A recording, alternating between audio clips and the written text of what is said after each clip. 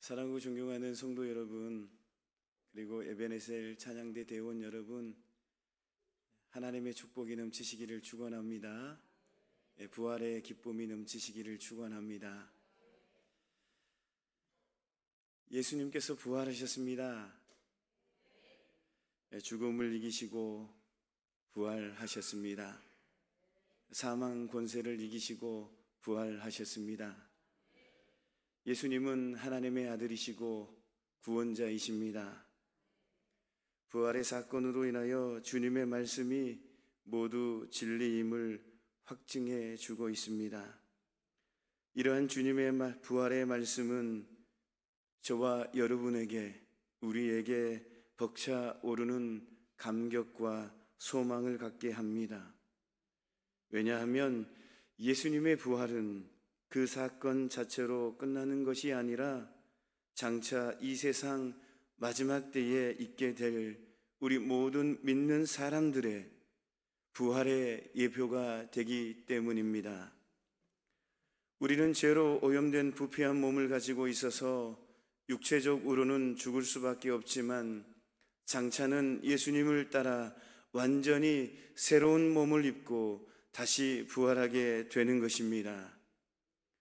사랑하고 존경하는 성도 여러분, 사랑하는 남편을, 사랑하는 아내를, 사랑하는 가족을 먼저 하늘나라로 보내신 모든 성도님들에게 예수님의 부활이 위로가 되시고 소망이 되시기를 주님의 이름으로 축원합니다.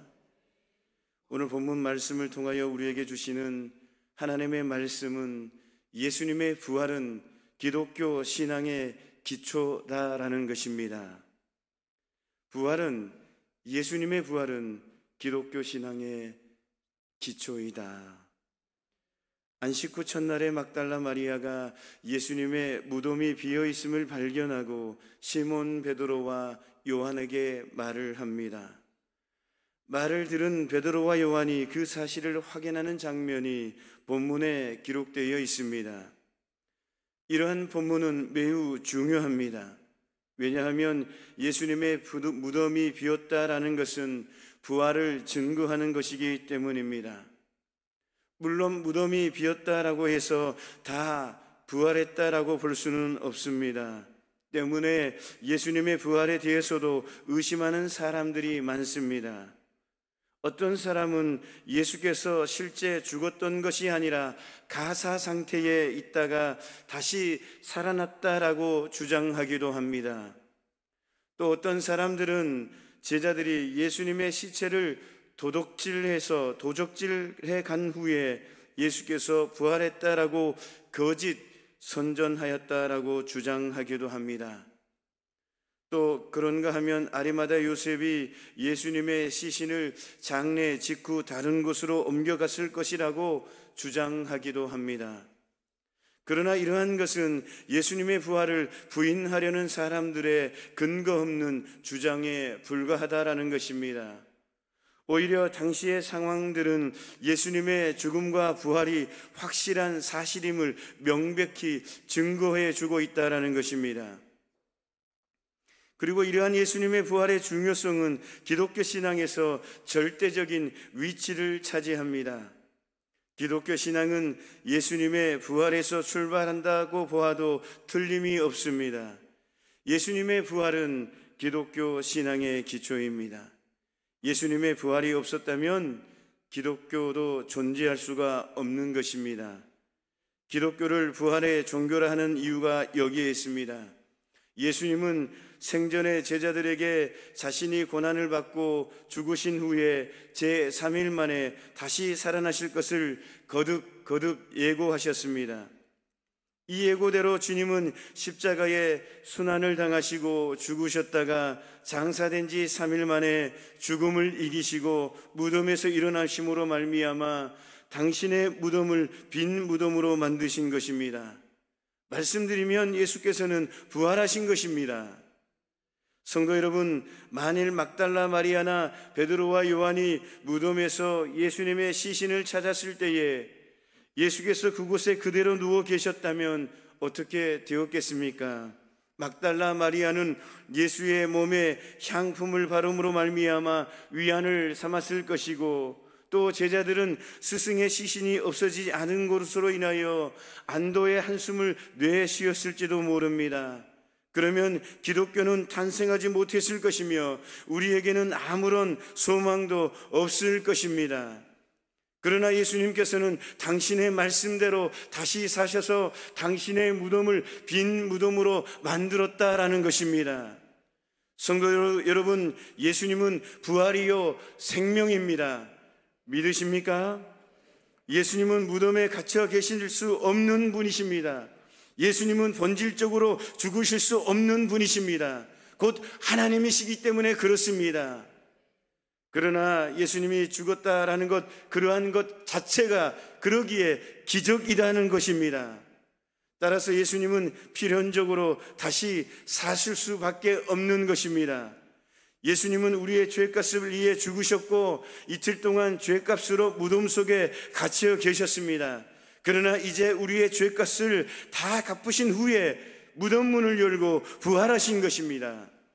그리하여 예수님은 우리의 죄를 벗기시고 우리가 그 안에서 의로워졌음을 확증해 주셨다라는 것입니다. 만약에 예수께서 다시 사시지 않았다면 우리의 죄값으로 죽으심으로 구원의 보장이 되셨다라고 할 수 없었을 것입니다. 성도 여러분, 기독교의 위대한 역사는 바로 예수님의 부활에 있음을 믿으셔야 됩니다. 부활을 믿어야만 기독교가 탄생하고 우리는 기독교를 믿을 수가 있는 것입니다. 그렇지 않다고 한다면 우리의 신앙과 우리의 믿음은 다 거짓이 되는 것입니다. 그래서 바울은 고린도전서 15장 14절 말씀에 예수께서 만일 다시 살지 못하셨다라면 우리의 전파하는 것도 헛것이며 또 믿음도 헛것이라고 말을 합니다. 우리 고린도전서 15장 14절 말씀 다 같이 한 목소리로 읽어볼까요? 그리스도께서 만일 다시 살아나지 못하셨으면 우리가 전파하는 것도 헛것이요 또 믿음도 헛것이며. 아멘. 우리의 믿음도 헛것이다라는 거예요. 만일 예수께서 다시 살지 못하셨고 다시 한번 뛰어볼랍니까? 그리스도께서 만일 다시 살아나지 못하셨으면 우리가 전파하는 것도 헛것이라는 거예요. 거짓이라는 거예요. 우리가 예수를 자랑하고 예수를 증거하고 복음을 증거하는 것이 다 헛되다라는 것이에요. 또 우리의 믿음도 다 거짓이다라는 것입니다. 예수님께서 부활하셨기 때문에 우리가 증거하고 복음을 증거하고 예수님을 자랑하고 예수님을 섬기고 예수님을 사랑하는 것이 거짓이 아니다라는 것입니다. 이것을 우리는 믿어야 된다라는 거예요. 믿지 않으면 거짓이다라는 것입니다. 우리 기독교 신앙은 없는 거예요. 우리의 믿음도 없는 거예요.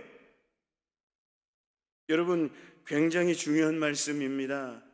우리는 부활을 믿어야 됩니다. 믿어야 됩니다. 예수님의 부활을 믿으셔야 됩니다.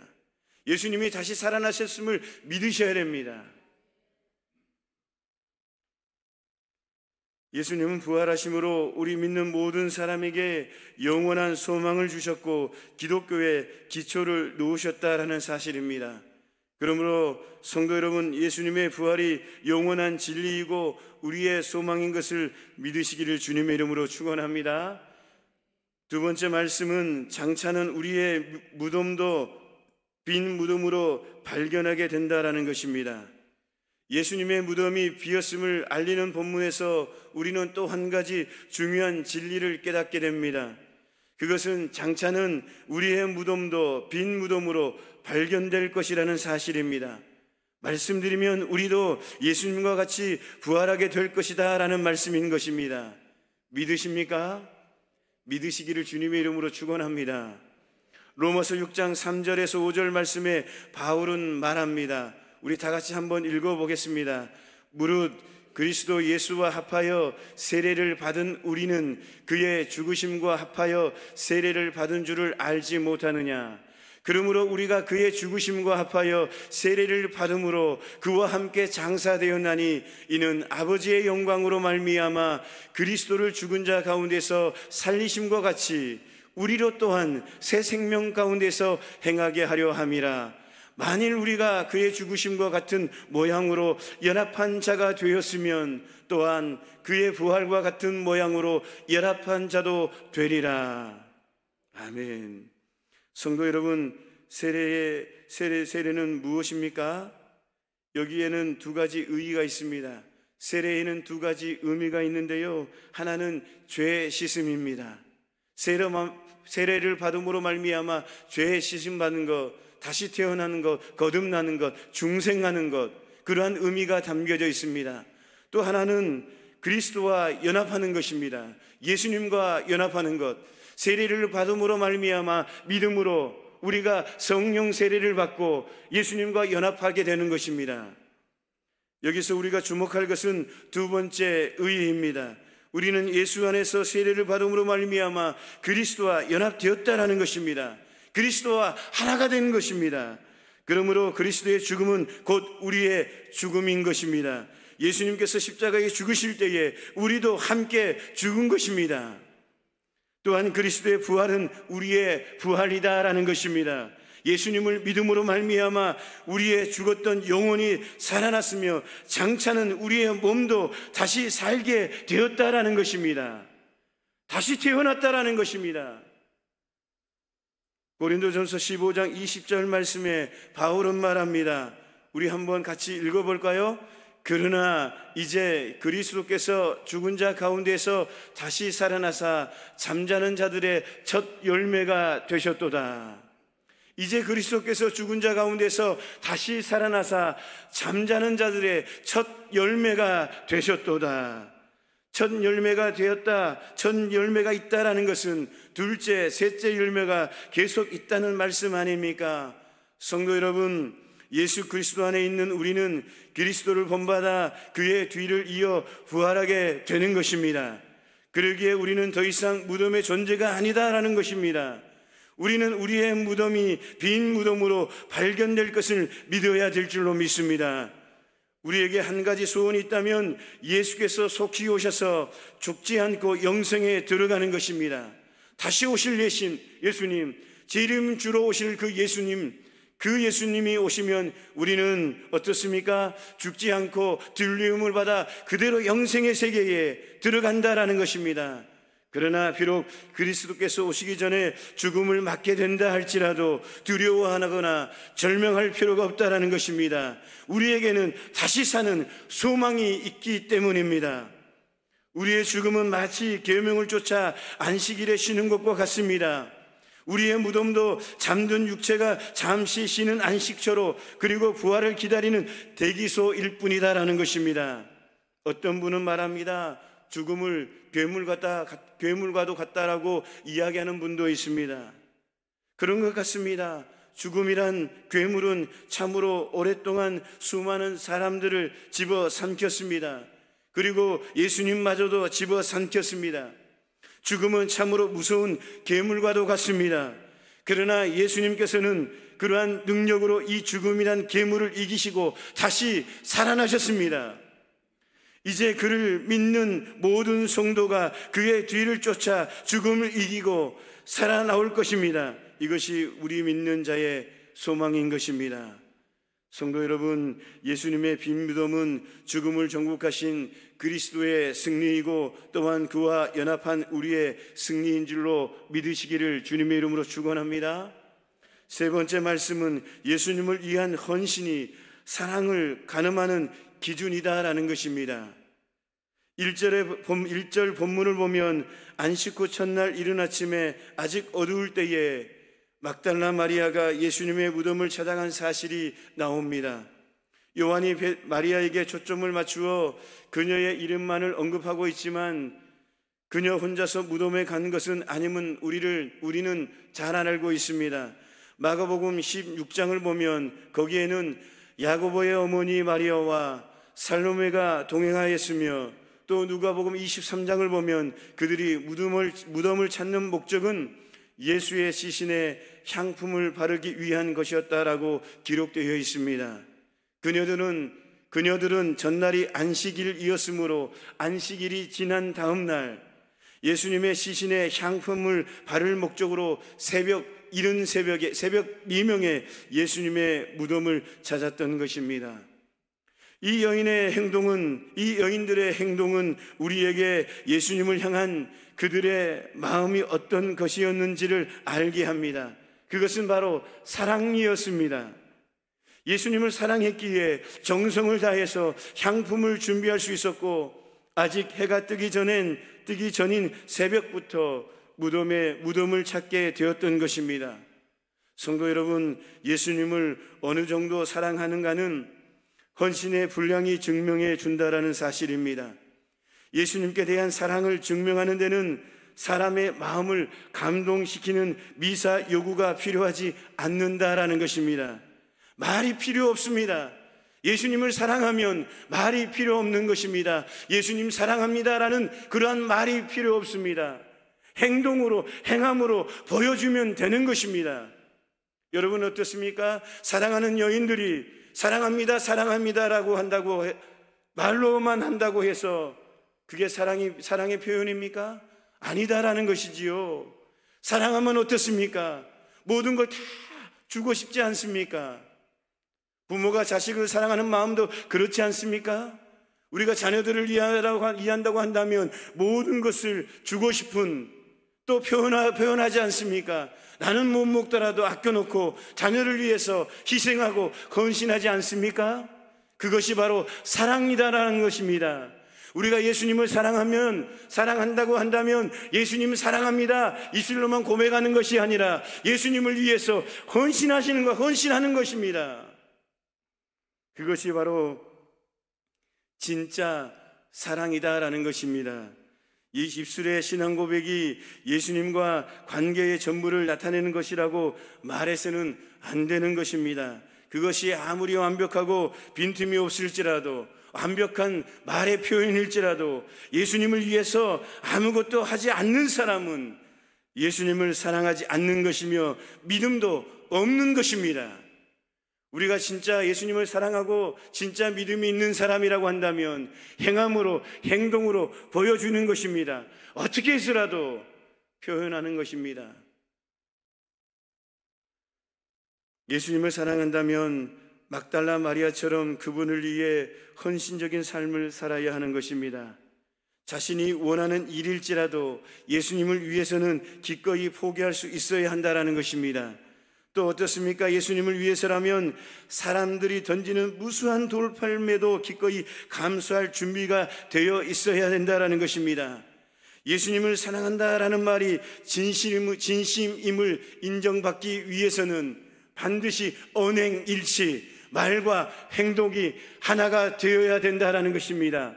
입술로 사랑을 고백한다라고 한다면 반드시 행함으로 우리가 사랑을 표현해야 된다는 것입니다. 우리가 섬기는 든든한 교회는 예수님의 피값으로 세운 교회입니다. 교회를 위해서 헌신해야 된다는 것입니다.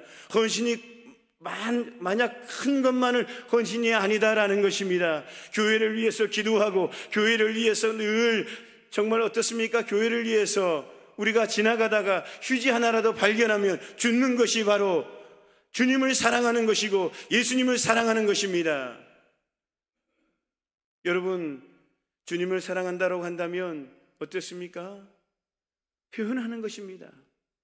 직접 내가 움직이는 것입니다. 휴지 주우세요. 그게 아니라 본인이 휴지를 주는 것입니다. 의자가 비틀어져 있으면 의자를 고정시키세요. 그게 아니라 본인이 먼저 의자를 고정하는 것입니다. 예수님께 사랑하는 표현이 거창한 것이 아닙니다. 예배 시간에 일찍 와서 자리에 앉자고 정말 우리 장의자이기 때문에 중간에서 먼저 앉고 늦게 오는 사람들을 배려하면서 이것이 바로 예수님을 향한 헌신의 표현인 것입니다.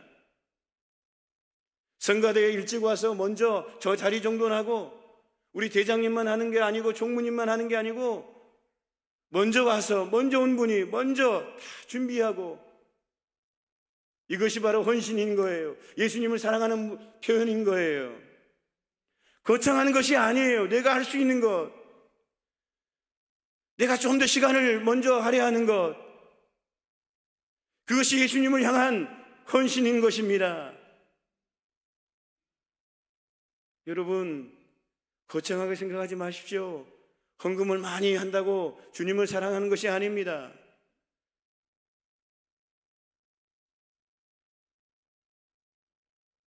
안타까운 것은 구역예배를 드리지 못하는 보고를 받았어요.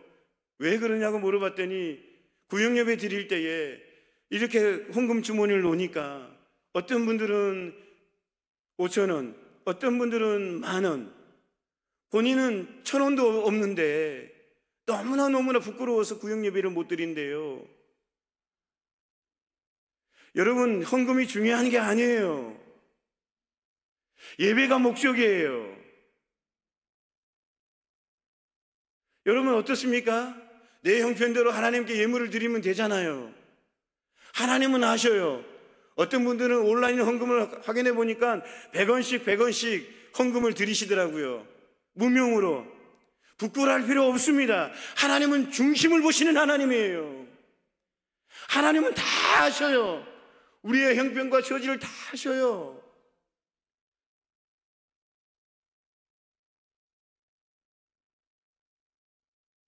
무엇이 중요한데요? 무엇이 중요한데요? 무엇이 중요합니까? 여러분, 우리가 주님만 사랑한다고 한다면 할 수 있는 거예요. 조그만 것, 내가 먼저 와서 예배하고 기도로 준비하는 것, 하나님 오늘 예배 가운데 1부, 2부, 3부, 4부, 오후 예배 가운데에 하나님 기름 부어주세요. 우리 모든 각처에 흩어져 있는 우리 든든한 교회의 모든 성도들이 안전하게 교회에 올 수 있도록 주님 인도해 주세요. 하나님께 드리는 헌신입니다. 그 기도가 말입니다. 1부, 2부, 3부, 4부, 오후 예배 가운데에 성령으로 기름 충만해서 우리 모든 성도들이 정말 하나님께 경배, 영과 진리로 예배를 드릴 수 있도록 하나님 인도해 주십시오. 그게 헌신 아닙니까? 거창한 것이 아닙니다.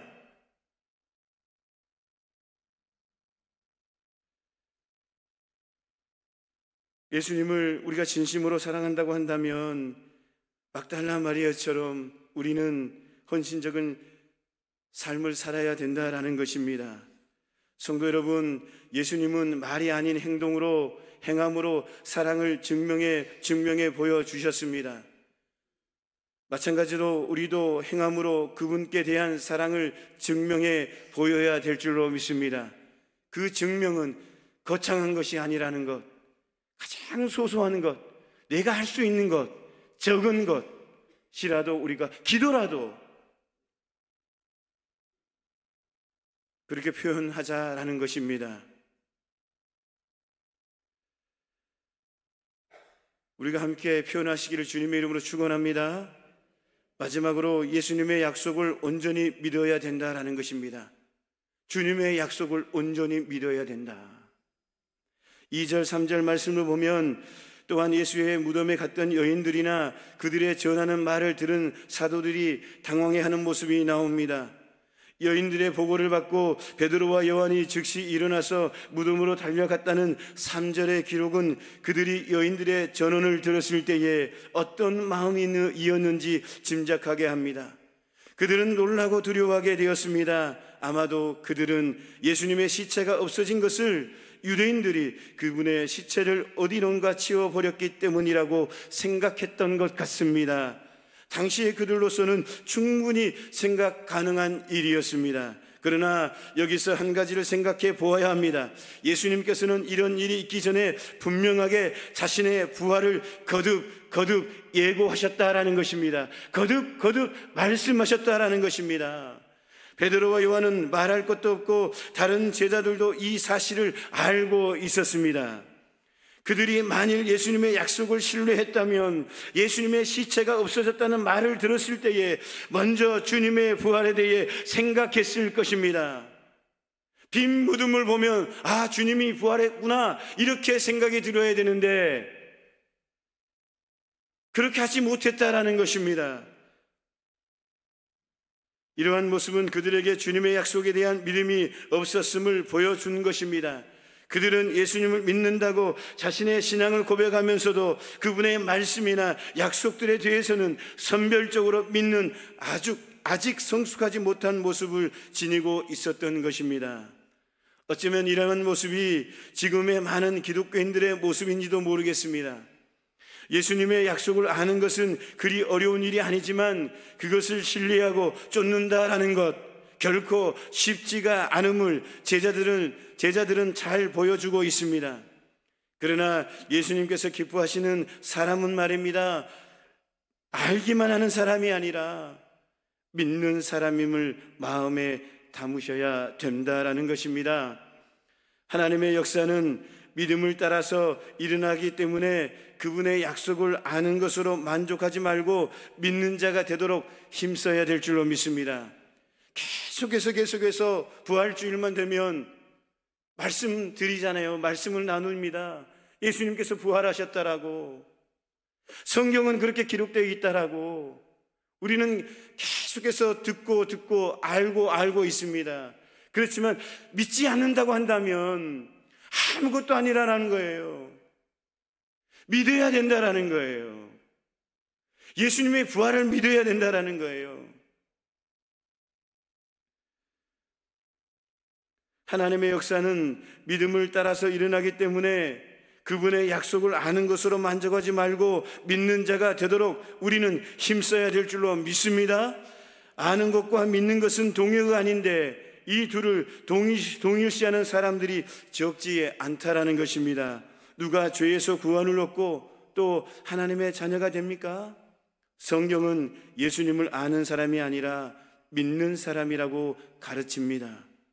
주 예수님을 믿는 사람은 그가 어느 민족에 속한 누구이든 하나님의 자녀가 되어 그 모든 약속들에 참여한다라는 사실입니다. 하지만 알기는 하되 믿지 않는 사람들은 단 한 사람도 약속의 구원에 동참할 수가 없는 것입니다. 그러므로 성도 여러분, 아는 것에 만족하지 말고 믿는 사람이 되시기를 주님의 이름으로 축원합니다. 예수님의 모든 약속을 믿고 신뢰하는 사람들은 인생을 실패하게 되지 않으며 하나님의 위대한 역사를 보게 될 줄로 믿습니다. 오늘 이 시간에도 계속해서 부활에 대해서 말씀을 나누고 있는데, 부활에 대해서 가르침을 주고 있는데 혹시라도 진짜야? 예수님이 부활하셨어? 라는 그러한 의심적인 그런 마음이 든다고 한다면 여러분 깊이 묵상해 보시기를 바랍니다. 아버지 하나님, 부활을 믿게 해 주십시오. 성경을 믿게 해 주십시오. 하나님 말씀을 듣는 것으로 아는 것으로 끝나는 것이 아니라 믿을 수 있도록, 살아계신 하나님을 체험할 수 있도록 하나님 역사해 주십시오. 주님 역사해 주셔서 성령 하나님께서 인도해 주시어서 진짜 부활을 믿을 수 있도록 인도해 주십시오. 그래서 부활의 기쁨을 누릴 수 있도록 해 주십시오. 기도하시기를 축원합니다. 오늘 말씀을 마무리합니다. 예수님의 부활은 기독교 신앙의 기초라는 것, 부활이 없으면 기독교 신앙은 없다라는 것, 거짓이라는 것. 두 번째 말씀은 장차는 우리의 무덤도 빈 무덤으로 발견된다라는 것. 세 번째 말씀은 예수님을 위한 헌신이 사랑을 가늠하는 척도라는 것, 기준이라는 것. 그래서 말로만 주님 사랑합니다 라는 것이 아니라 표현해야 된다라는 것. 소소한 것부터, 내가 할 수 있는 것부터 행동으로 옮겨야 된다라는 것. 그리고 마지막으로 예수님의 약속을 온전히 믿어야 된다는 것. 하나님 말씀을 온전히 믿어야 된다라는 것. 아직도 내 마음에 무거운 부분들이 있다 하면, 부활에 대한 신앙이 무거운 부분이 있다고 한다면 내 안에 계신 성령님 인도해 주시어서 이 부활을 믿게 해 주십시오. 삶 속에서, 생활 속에서 이 부활을 함께 누릴 수 있도록 해 주십시오. 꼭 기도하시기를 축원합니다. 그러므로 말미암아 하나님께서 약속하신 이 부활의 기쁨을 우리도 누리고 나도 누리고 가족도 누리고 이웃도 누리고 매일매일 삶 속에서 함께 누리는 저와 여러분 모두가 되시기를 주님의 이름으로 축원합니다. 하나님 아버지, 예수님께서는 부활하셨습니다. 예수님께서는 부활하셨습니다. 믿음으로 고백하며 누리며 살아가는 우리의 모습이 되게 하여 주옵소서. 예수님의 이름으로 기도하옵나이다. 아멘.